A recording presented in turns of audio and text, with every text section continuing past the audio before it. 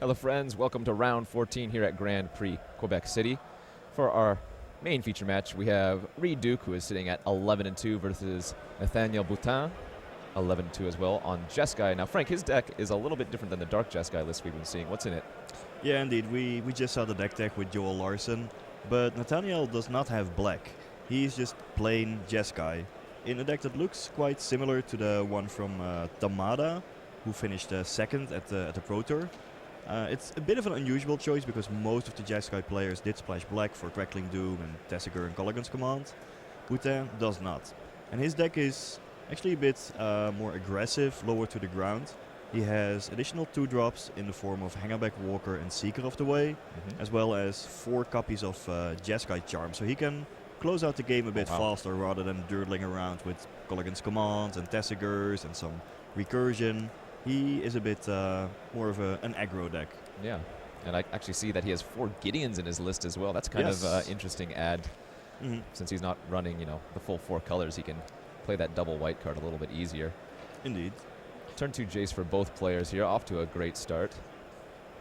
Yeah, Reed is still playing his Esper deck, which he also ran at the PT. Very few win conditions, that's just an afterthought.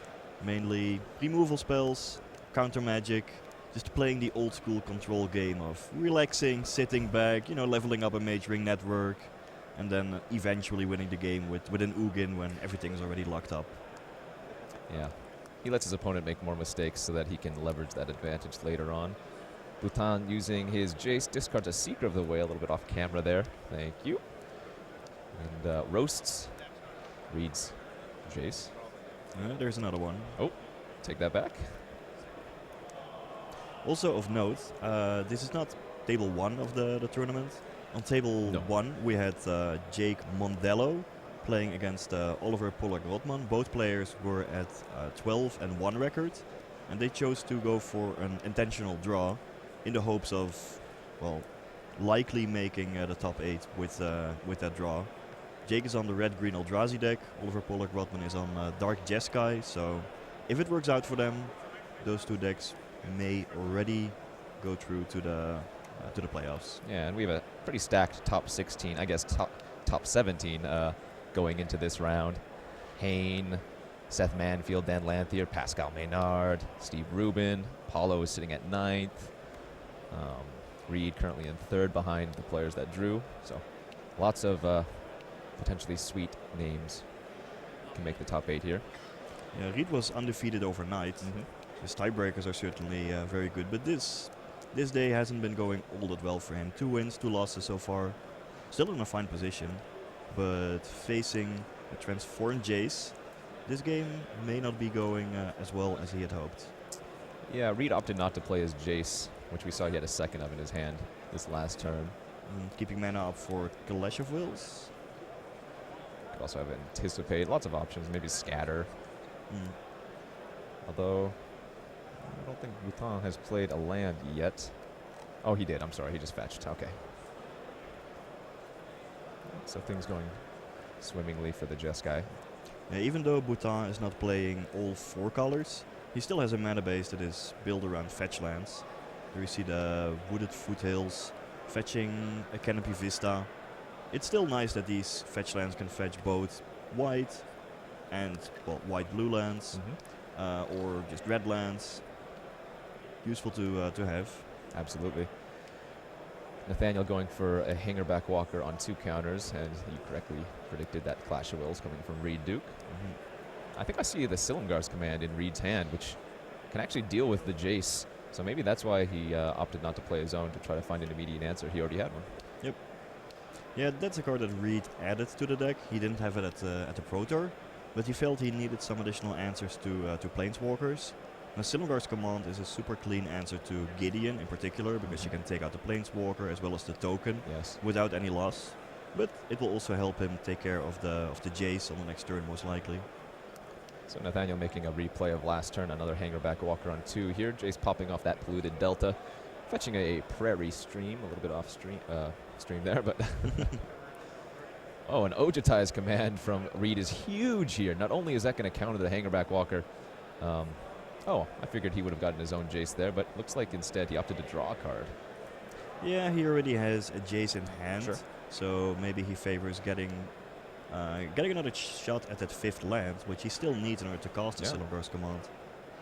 I guess if he had gotten Jace in play, that would have also have drawn him a card, but one way or another, he did not hit that 5th land, so that Jace on the other side of the table is still ticking up. There's no instant in Bhutan's graveyard, and actually many of the instants or sorceries that Bhutan could flash back are not all that impactful. Best he can do is flash back a Jeskai Charm for 4 damage. He has a singleton Treasure Cruise in his list, not even a Dictua Time. So the minus ability of Jace in this particular matchup, when Reed doesn't have many creatures that he will be putting out, is not all that relevant. Makes sense. And another reason why Reed may not want to get might not have wanted to get the Jace in play was that it might die to something like a Fiery Impulse.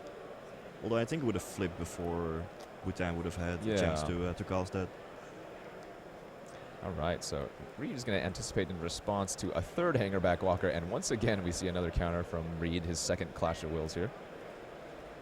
Reed looks like he hit his 5th land in the form of another Plains. He did. And now, I guess he has a choice to make with that Silumgar's Demand. He can cast it already on his own turn to kill the Jace and, well, I guess bounce a land. You have to choose another mode. Or you can wait, and then if Bhutan adds another creature to the board, Reed can also kill that one with the Silumgar's Command. But if he does that, he does open himself up to a Dispel. Yes. As it turns out, Bhutan does not play Dispel in his main deck, but this may be something that Reed was thinking about. And see now this. Oh my gosh. This works out beautifully for Reed. Yikes. No Dispel, and the Silumgar's Command is a 2-for-1.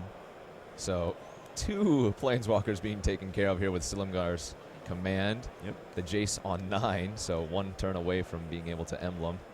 Countering a non-creature spell. Not the most used mode on Silumgar's Command, but it's huge when there's a Gideon on the stack. Yeah.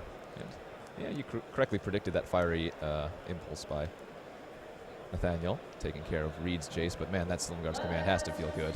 Oh yeah. And Bhutan can do nothing but pass the turn. Yeah, and at this point, Reed is firmly in control of the game. And I expect that turn after turn, Reed will be able to push some advantage. He has a lot of card draw spells in his deck, ranging from Dig Through Time, there we see it, and Ojitai's Command to, well, get card advantage. Yes. And at the same time, well, Bhutan doesn't have a threat on the table yet. And his deck is filled with a bunch of removal spells, like Fiery Impulse, Valorous Stance, a copy of Roast, and Silk Wrap, which, well, some of which can deal with Jace. But, well, at this point, Reed doesn't care too much about that. If Nathaniel draws any of those cards, at worst it trades 1 for 1. Okay, there we see it. Secondary Impulse from Nathaniel, who's going to probably need to draw a card like Treasure Cruise, which he is running as a 1 of in his deck list.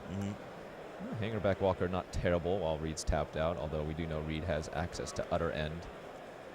That's a clean answer. In his deck, not necessarily in his hand. Now his hand is Planar Outburst and I think it looks Ojitai's like Command. Ojitai's Command. All right, so that Hangerback Walker could definitely prove to be problematic for Reed. Reed has 4 spells in hand. At worst, he spends 1 removal spell on the Hangerback Walker, then cleans up the rest with Planar Outburst. He's still at 18 lives, so he has all the time in the world to assemble those cards. And Nathaniel completely off the top deck, so end of turn Ojitai's Command. Probably going to return Jace, maybe draw a card here for Reed. Yeah, some good timing there by Nathaniel. Leveling up the Hangerback Walker before Reed has a chance to untap and then potentially kill it in response. See an ultimate price. In Reed's hand. Looks like he drew a Majoring Network. That Planar Outburst ×2 now. I think he has both in his hand. So Reed opts to discard the ultimate price off of the Jace loot. And now he can flashback a multitude of cards. Silumgar's Command, not bad against a Hangerback Walker when you're bouncing it. Yep. And these Planar Outbursts have also been a huge addition to the deck.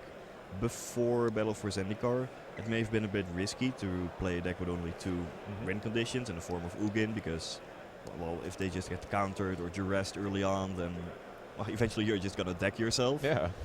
But thanks to some of these Awaken cards from Battle for Zendikar, you are able to add some additional win conditions to your deck without having to compromise on the amount of answers and important Wrath of God effects that you have in your deck. That's a great point. It adds, you know, two abilities, I guess. One, the ability to just wrath the board cheaply, and later on in the game, produce yourself an Awakened land. Mhm. So, oh, Reed found an Utter End in addition to one other card. I couldn't quite tell. It looks like he has an ultimate did. price back there. Yeah, and he wants to kill the Hangerback Walker before Bhutan draws his card for the turn. Yep. Otherwise, Bhutan might be able to find something like a Valorous stance, such that Bhutan can kill his Hangerback Walker in response to the other end and end up with a bunch of top tier tokens. And Bhutan has nothing to do but allow that to resolve, draw his card for the turn. Now Reed is tapped out, so this is going to be Nathaniel's chance. I have to imagine he drew something decent. He did a little eyebrow flicker there, as you can see the overview of the players. It's generally a good sign of a spell. All right, Gideon it looks like. And of course Reed tapped out, can't do anything but say, yep. Show me the 2/2. It's not bad, but Reed looks like he has more than enough ways to deal with it. Although no, Planar Outburst doesn't kill the Planeswalker. Ojitai's Command doesn't deal with it. Jace cannot flashback Other End yet. Jace is likely going to fall to an attack by Gideon on the next turn. So yeah, if Reed somehow never finds an answer to the Gideon, maybe Nathaniel can win this game, even though Reed is still firmly ahead.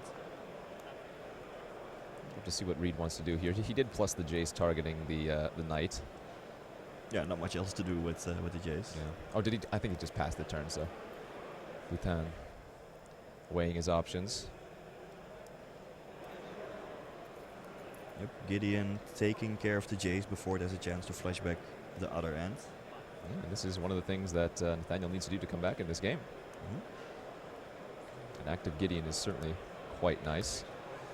Although Ojitai's command at end of turn is going to get back Jace potentially, as well as drawing a card for Reed. It looks like Nathaniel has a Jeskai Charm in his hand, but with Reed sitting at 18.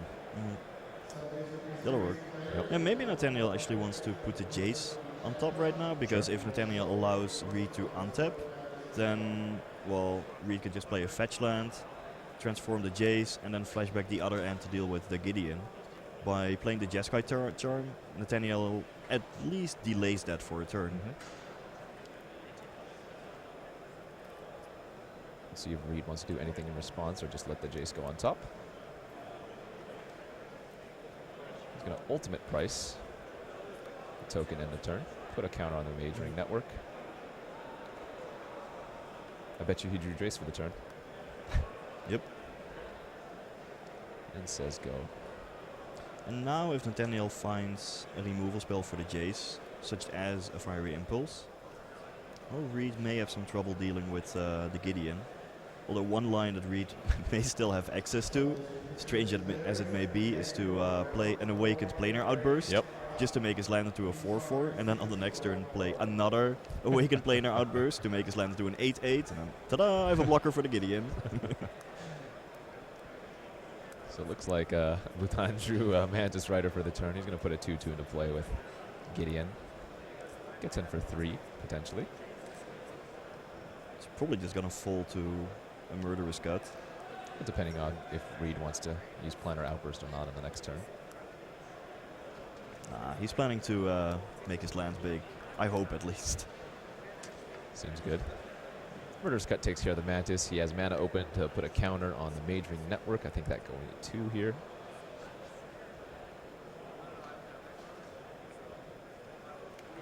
Draws the turn and just passes. All right. I would have expected Reed to transform the Jace immediately and flashback Other End on the Gideon. Sure, Reed can block Gideon if it attacks with Jace, and then transform it mid-combat, and then flashback the Other End on the next turn. Yeah. But, well, unless Reed has a Clash of Wills or some additional counter magic that he wants to keep up mana for, He might have already just done that on this turn and spent his mana. It's possible he drew Scatter. I couldn't quite tell. It was a blue card he drew. Mm. Looks like Reedy's going to go for the play of blocking the ally Knight token and flipping the Jace prior to damage. He drew an utter end off of that. One planar outburst gone. All right, well. Reed did find the answer he was looking for. And is this the end of combat other end on the Gideon? Who didn't actually get to use its ability, did it? No, Nathaniel was probably thinking, well, I can just attack first and then use Gideon in Sure. my second main phase. But I think Reed found the other end with the Jace activation. And now Nathaniel may be regretting his choice not to make the token in his first main phase. Yeah. And it looks like even better than Scatter, Reed drew Dig Through Time as the blue card on the previous turn, so... Yeah, that's a good option to keep your mana for as well. Yeah, at this point, Reed Duke is like 99% to win this game, Sure. if not more. But the nature of his deck is that it may still take a lot of turns before he actually wins the game. His deck is very good at not losing, but transforming that into like a quick win, he doesn't have a card like Dragonlord Ojitai to quickly turn the corner. Well, if the good doctor did the math and says 99%, I'm fully on board with him. Another Dig Through Time here for Reed, exiling the previous Dig Through Time, leveling up his Mage Ring network, which is currently on 3. Jace going up to 7. Shambling Vent. Hey, we found a win con. 9 more turns of Shambling Vent attacks. There you go. Meanwhile, Matt in the chat is asking, is Ulamog making appearances in this tourney much? Well, as it turned out, Jake Mondello on the red-green Ulamog Ram deck has taken an intentional draw in this round at table 1 in the hope of making top 8. So it is likely that we will see some more Ulamog action over the course of the next few rounds and the top 8. Oh, another poor draw for Nathaniel Bhutan here, who drew a second Valorous Stance. Reed flashing a third Dig Through Time. This one foil. Why not add a little class to your life? And Valorous Stance just pretty bad against Reed's deck. This is like some wildlife documentary where you see the predator playing with its prey.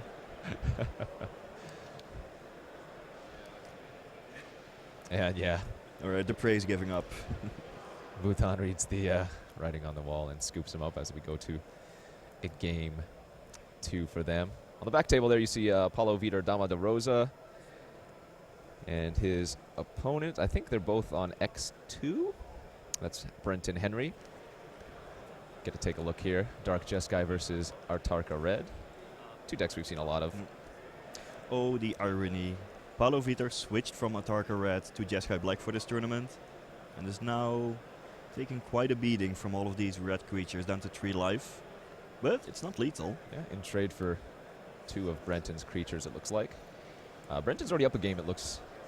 Yep. So Reed really on the, or sorry, Paulo really on the back foot here. 3 life is a dangerous life total to be at against Artarka Red because Atarka's the command, it deals 3. And it looks like Paulo's main phasing Tasigur here. Duress, Mantis Rider, Kolagon's Command, and 2 Jace.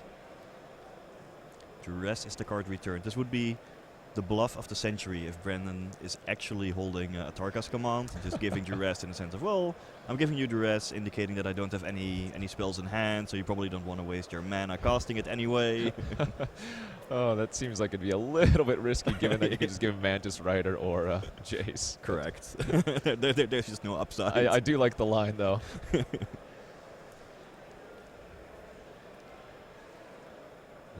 Brenton still has 1 more creature than Paulo does currently, so even a Titan Strength could represent lethal. Yeah, or another Become Immense.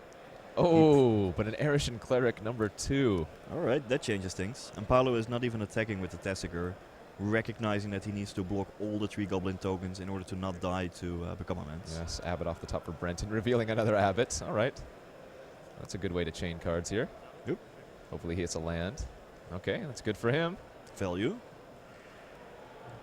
Not really the value you need against this wall of creatures that Paulo is putting out, but It's a start at least. But definitely adds a lot to the board. This is puts him to 2 creatures over Paulo currently. Now remember, this is round 14. We still have 2 more rounds, well, including this one. Players at X2 are almost certainly guaranteed top 8. And I think they said maybe an X3 could potentially make it depending on breaks or how things end up. Potentially. I wouldn't be surprised if that were the case. Sure. I would also expect the X2-1 records to also make it to the top 8. Okay. But you never know how things work out due to possible draws or how the pairings shake up. So Absolutely. we cannot call it yet. It looks like Paulo has an Ojutai's command in his hand. Wow. So he might opt to use this main phase while Brenton doesn't have any mana untapped, just in case he draws an Atarka's command. Yeah, it's likely that Paulo just wants to get back his Jace and gain 4. Brandon doesn't have many creatures that Paulo would really want to kill, or counter rather, Yes. with the Ojutai's command. Possibly Chandra, but Looks like Paulo just passes the turn. even that can probably be dealt with via a transform Jace. Yes. So I think Brenton drew a little land for the turn here. I mean, he could technically put Paulo to 4 on board, but just Nah. passes. I don't like that. If you do that, then you lose 3 of your creatures. Yeah. And if you draw a Become Immense on the next turn, then it won't be lethal anymore because Paulo will have enough blockers then. But there goes the Ojutai's command, gaining Paulo 4 life, putting him back up to 10. Jace entering the battlefield from the graveyard, and gotta assume Paulo's sitting in a pretty great spot here. Yes, indeed. The only thing that Paulo really has to worry about at this point is Brandon drawing into Become Immense plus Teemo Battle Rage, the combo that this deck is built around. In order to fight against that, Paulo needs to find an instant speed removal spell. So it looks like our first match is back in action. We're going to keep an eye out on these guys, but we're going to go back to the first one for now. See how Reed and his opponent, Nathaniel Gutana, are currently doing. Looks like a double Jace again. Yeah, we've been seeing this card a lot over the course of the weekend.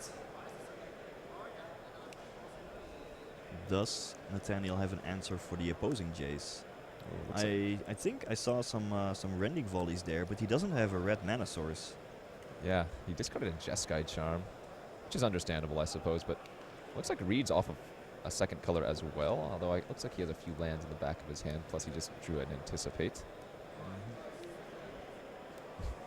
Yeah, so this game may come down to whoever can find their next color with the Jace first. No red land for Nathaniel yet. Still no red land for Nathaniel. There's a trio of Gideons in his hand, but he doesn't even have the 4th land. Well, this is awkward. And he's like, yeah, I guess I'll discard the Gideon that I just drew. He can do nothing but pass the turn. Yeah, Nathaniel did have the option of casting Hangerback Walker here, but he chose to leave up Valorous Stance, just in case Reed finds a black mana for ultimate price. And moreover, Reed had a bunch of mana up, so a Hangerback Walker might just run into a Clash of Wills. I think that's probably a good line. He wants to keep the Jace alive if possible. Yeah, it is what is hopefully digging him towards the red mana, so he really needs to keep that card around. Yeah.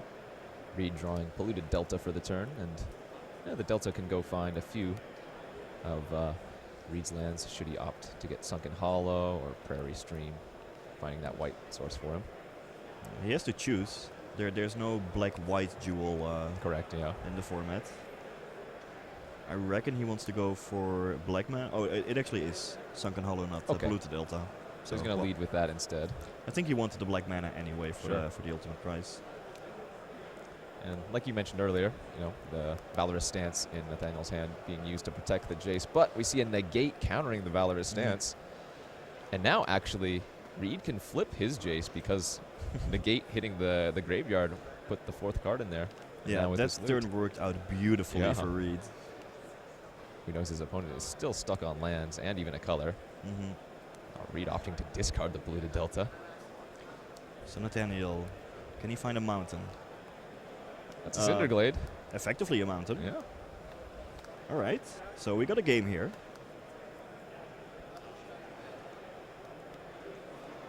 And I don't think that Reed has a great answer for the Gideon yet. I don't see a Silumgar's command. I don't see an other end. So he may just have to brute force his way through it with a Dragon Lord Ojitai. Am I seeing that correctly? Yes, I think so. Yeah. Reed sideboard has a bunch of dragons. One copy of Dragon Lord Ojitai, 2 copies of Dragon Lord Silumgar, and he tends to board in these cards, in part to have well, some threats that can finish the game quickly if the clock is running down, but also when opponents typically board out their removal spells, well, you can bring in the dragons and keep and catch the opponent off guard without an answer. Yeah, if you guys were watching us day one, we saw Reed do that a lot against opposing Abzan decks, and who had boarded out a ton of their removal and just didn't have a great answer. All right, Gideon's going to uptick and attack Jace. Reed's like, okay, down to 2. Still more than enough loyalty. That Rending Volley in Nathaniel's hands could be huge this game, because I imagine that Reed is going to attack, well, either Nathaniel or Gideon on the next turn. Sure. But one way or another, that Dragon Lord Ojitai is going to get tapped, lose Hexproof, and then Rending Volley can just kill it. And there's no counter magic that can stop it. Yeah. We see Jeskai Charm from Nathaniel, dealing 4 damage to Reed, redirecting. But Duress pre-combat does answer it. Wow, and you can see Bhutan kind of lay down his hand like, oh, you got me. The Rending Volley, his secret answer, not going to be good enough, as we assume that's what Reed is going to take here. I would have to imagine. Yeah, another Gideon in his hand. I didn't quite see the last card. Yeah, you didn't really care about Gideon. If you have Dragon Lord Ojitai, you can just attack it. Oh, sure, yeah. Get rid of it. Yeah, well, that duress was crucial here. Yeah, Rending Volley cannot be countered, but it can be discarded. Volley gone, Gideon, and I think it was Hanger Backwalker you mentioned. It's back in the hand for Nathaniel. Yeah, this hand just does not match up well against Dragon Lord Ojitai. And Reed is even in a luxury position. He can choose to either attack Gideon to get it off the board, or to just attack Nathaniel and get the trigger to look at 3 more cards. Yeah. He does go for the attack on Nathaniel. Possibly a big reason for doing that is that he sees that Nathaniel has a second copy of Gideon in hand, so taking care of 1 Gideon still turns on a card in Nathaniel's hand. When you're still at 20 life and get a bunch of free cards from Ojitai, you can probably win the race against that single Gideon, or find an answer soon enough. Yeah, 3 more turns of Ojitai attacking, and that will put Bhutan at 0. Yep. So Reed saw an Ugin and 2 other cards off of the Ojitai's hit. Reed's hand turning out to be very well. He still has the Haven on the battlefield too to return Ojitai should it die somehow.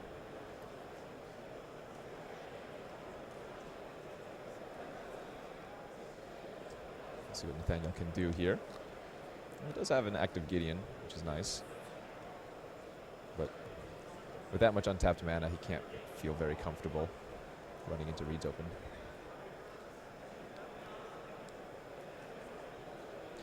Best that Nathaniel may be able to do is to take up Gideon, attack for 7, play a Hangback Walker, and try to outrace the Dragon Lord Ojitai. Looks like he opts to put in another 2/2 here, using Gideon's 0 ability. Get some value, that's always nice. Sure. But I'm not sure it's the best way to increase the clock. It's not like Dragon Lord Ojitai is giving him a lot of time.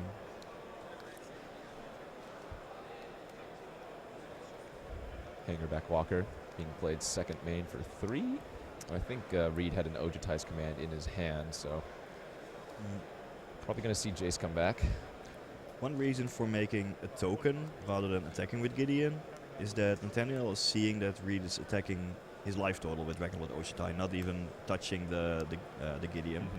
So by making tokens, he gets a bigger board, which may make it nice to ultimate the Gideon, get the emblem, and then play a second Gideon, keep that one, maybe make an emblem with that as well, Sure. and try to go for that kind of damage raise. Yeah. So thereby, in a sense, turning on the Gideon in his hand. Because if he was just plussing and attacking, that second Gideon wouldn't really do much. No, great point. Reed here, gonna use the Jace that he got back off of the Ojutai's command. Looks at a land. Prairie Stream off of that. You can see a few other goodies in his hand, including an Ugin. Yeah, that may come down on the next turn. And probably spell game over if it were to resolve. Sure.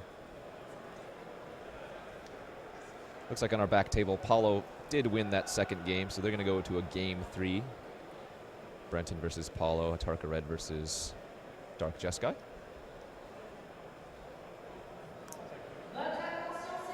Dragonlord Ojutai going to Nathaniel's face. Reed going to take a look at the top 3 again. Ultimate Price, Utter End, and is that an Anticipate?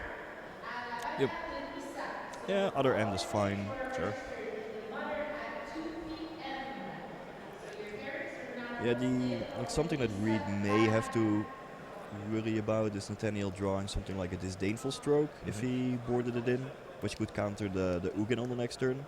So if Reed would not play a relevant spell here, and Nathaniel starts like ultimating or attacking with Gideon, plus the Disdainful Stroke on the Ugin, then it's possible that Nathaniel might be able to win the damage race somehow. As it turned out, Nathaniel did not draw the Disdainful Stroke, so Reed fans will not have to worry about that. Nathaniel opting to uptick Gideon here, attacking both Gideon and an ally at Jace, but Utter End is going to put a stop to that. And Nathaniel does have that second Gideon in his hand. Looks like a Seeker of the Way as well. Getting word from the back table. Paulo played a turn 1 land while he was on the draw, and his opponent went Zergo into double Swift Spear, so the game might be ending fairly quickly, not in Paulo's favor. Yeah, that is what the red deck sometimes does to you. Yes, yes. All right, the second Gideon comes down for Bhutan. Puts another token in, plays the Seeker. And again, 2 hits from Ojutai will end Nathaniel's match here. Ugin still in Reed's hand, active Jace. Plenty of goodies in the graveyard to bring back. Yeah, Reed could plus the Ugin or to deal some more damage to Nathaniel, trying to win the game with 2 Ugin shots over the course of the next few turns. But that might still be a bit risky in case Nathaniel draws something like a Jeskai Charm to give his team +1/+1 and lifelink. I think I like to play Ugin, do the -4 to clear the board. Yeah, you lose your own Jace, but then you have an Ugin and a Dragonlord Ojutai remaining. And even if Nathaniel would draw an answer, you still have the Haven. So Yeah. that seems like the safest play. Right. Ugin is in fact coming down, it looks like. -4 indeed, and Nathaniel extends the hand. Reed's going to win that match 2-0 over Jeskai. Esper Control taking there. Reed going to 12-2. Now, do you think he could potentially draw? You said a lot of 12-2-1s could. Potentially. Okay. It's gonna depend on how the tiebreakers and the standings and the pairings end up in the next round. Yeah. But I think Reed has a good chance to get into the top 8 at this stage. Nice. Going over to our secondary match versus Jeskai Black versus Atarka Red. Paulo Vitor Dama de Rosa versus Brenton Harry. Now, I had mentioned earlier that Brenton had played turn 1 Zergo, double Swift Spear. Looks like Paulo took care of the Zergo with a roast, but a third Swift Spear from Brenton has Paulo already down to 7. He does have a Jace, but it looks like he has multiple Crackling Dooms in his hand, which... Not the best way to deal with Monastery Swift Spear, but when Brandon does not seem to have any instants or sorceries to trigger prowess, it's actually possible that Brandon is holding a few green cards, because he doesn't have a fetch land or a green source on the table yet. So if that were the case, if Brandon is holding, say, an Atarka's Command, Become Amends, some more mountains, or maybe just more lands in general, although that is somewhat unlikely because he would have probably played a fetch land to thin out his deck if that were the case. Yeah, if Brandon doesn't find the green source in time, then Paulo may be able to come back.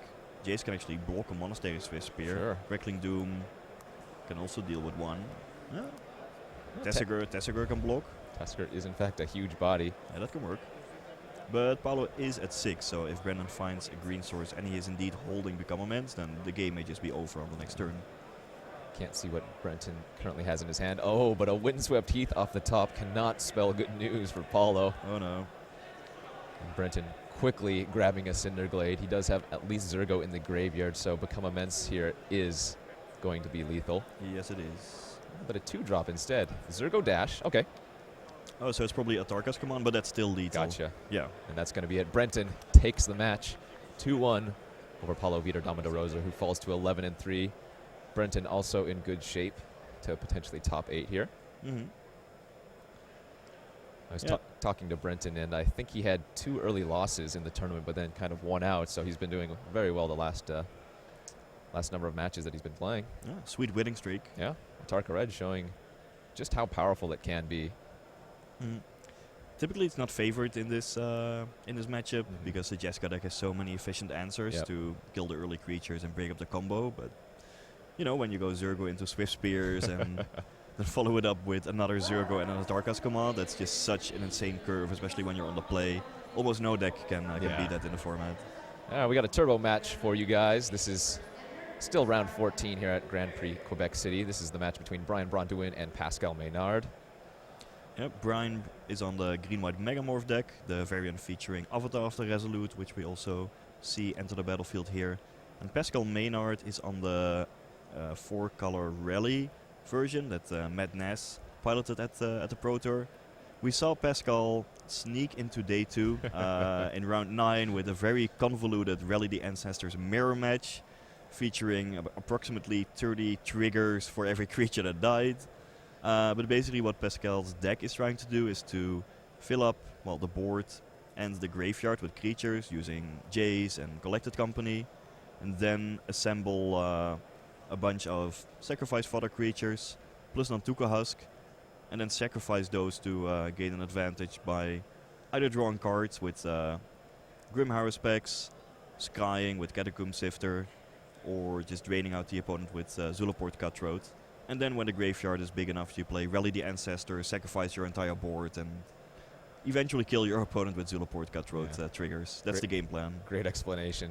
Pretty happy that we have this match on Turbo. There's sometimes these plays take a long time to think out, and so many triggers are going on the stack. So yeah, so this is one of those turns where there is a 3-power creature attacking, maybe a nice creature to block with an Nantuko Husk. But then you also want to get some value of the Grim Haruspex. You want to play around the Dromoka's command.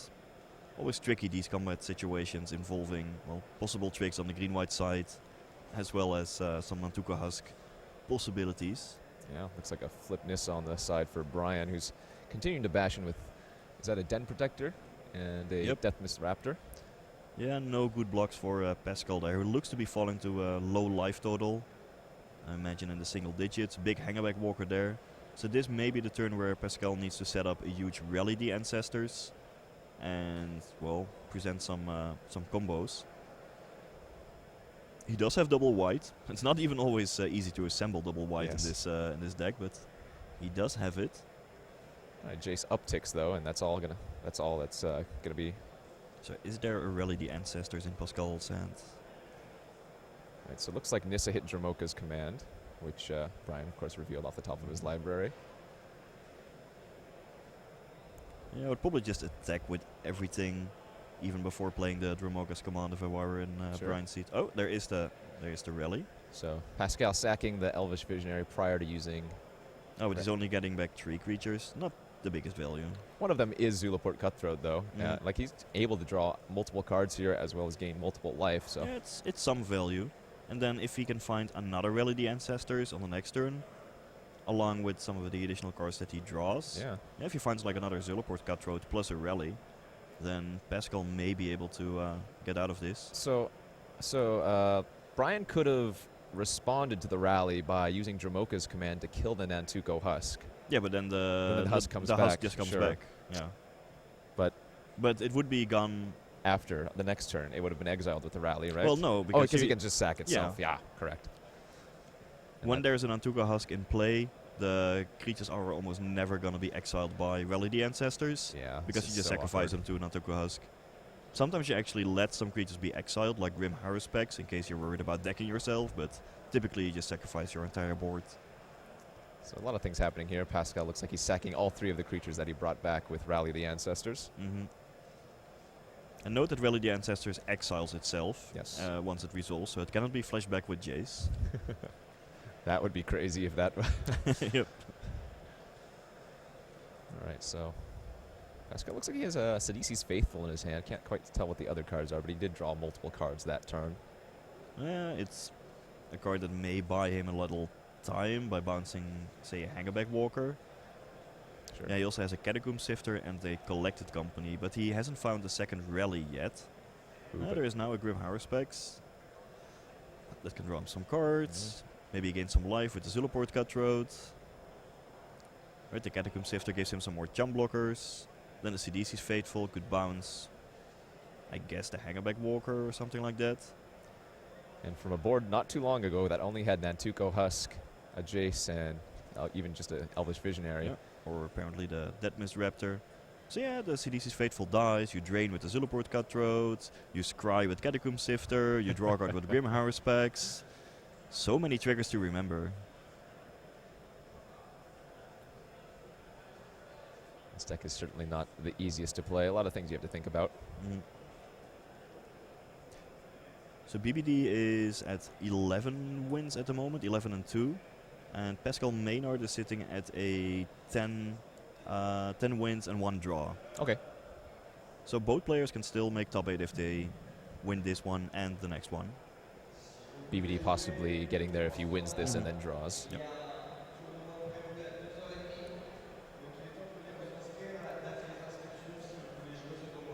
Alright, there's the Deadmist Raptor again. Yeah, Pascal is clawing back into this game. Right, with all the scries and all the card draw, it's not that difficult to find the second copy of Rally the Ancestors. Yeah, card draw, scry, just all of the wombo combos going through right now. I don't know if he's used the Jace last turn, but he did find another Rally, and BBD's going to scoop them up, go to the next game here. Yeah, I think generally speaking this has got to be a good matchup for the Rally deck, because the green-white Megamorph deck is not super fast and doesn't have a lot of relevant interaction. Maybe if you splash blue for Dispel, then you can counter the key cards. But otherwise, yeah, the green-white deck is not very well equipped to deal with the combo potential from the Rally the Ancestors deck. Yeah, we know that Brian currently just on the full green-white list. He does have some sideboard options. Surge of Righteousness could be okay. Quarantine Field. Again, these cards are not the greatest if Pascal's able to sacrifice and get his creatures in the graveyard first, but... Yeah, and according to Matt Ness, one of the creators of the deck, this matchup is actually so good for the Rally deck that he would recommend no changes at all when sideboarding. Just present the same 60 cards again. Sideboard, submit instantly. Yep. Double Visionary, Catacomb Sifter, Grim Haruspex on the side for Pascal Maynard, who does not have double white currently, but has a lot of card draw potential. Brian, active Gideon, Deathmist Raptor. Let's see what he wants to do here. Dromoka's Command's going to fight the Grim Haruspex.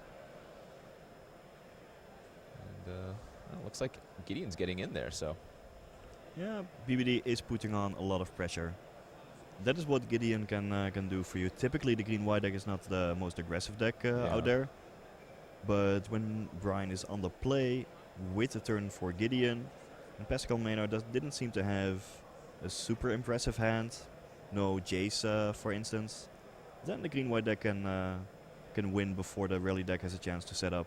Yeah, absolutely. I think one of the key cards that Brian wants to draw here is probably Wingmate Rock. Not too many flyers, if any, that Pascal can interact with. So. Yeah, there's always the DC's Faithful to bounce the token in that case. Yeah. I think we saw a lot of that actually yesterday. Yeah. And with all of the recursion. Yeah, some more chum blockers.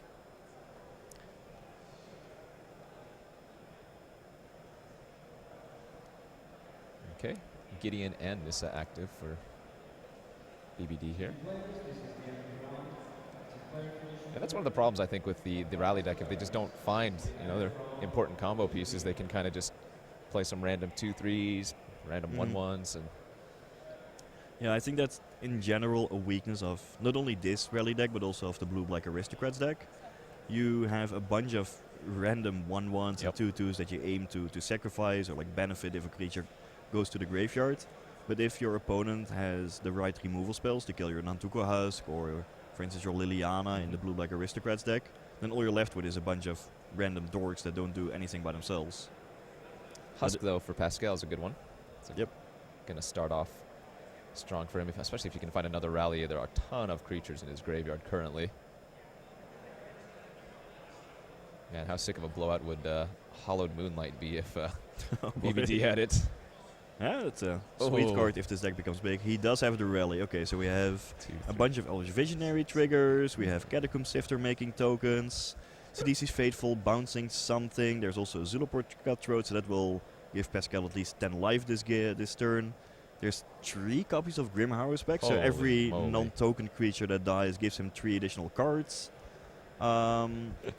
Maybe Pascal misstepped his mana, because if he had kept up a white land and then played another white land, then along with all the cards that he drew and the mana that he generates with the Eldrazi Scion tokens, he could have recast another rally if he drew one, but Sure.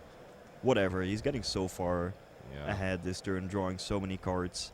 He had 9 different creatures entering the battlefield. 2 Elvish Yeah. Visionaries, 2 Sifters, 3 Harrowspecs, a Cutthroat, and Yeah. a Sidisi's Faithful. And what we may be seeing is that he's just gonna discard to hand size at the end of the turn. Next turn, play another Rally the Ancestors, and by then he has found